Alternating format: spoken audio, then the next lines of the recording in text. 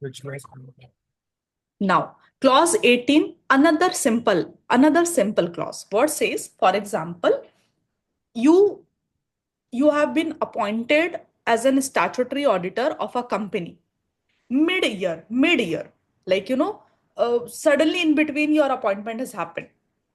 And you got to know that during that year, there was actually another auditor who resigned.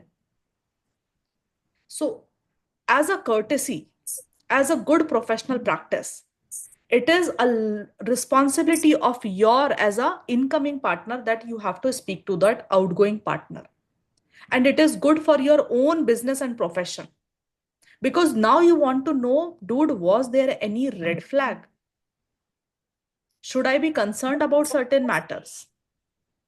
And as an incoming auditor under clause 18 of CARO 2020, you have to explain whether you have considered those issues and objections raised by that outgoing auditor or not. Simple.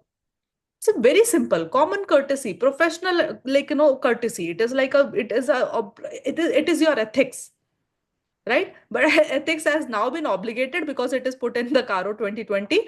But you have to understand, it is a simple courtesy, professional courtesy. If whether you have to check whether there has been any resignation of a statutory auditor during the year. So your question should be like, why that person has resigned in between?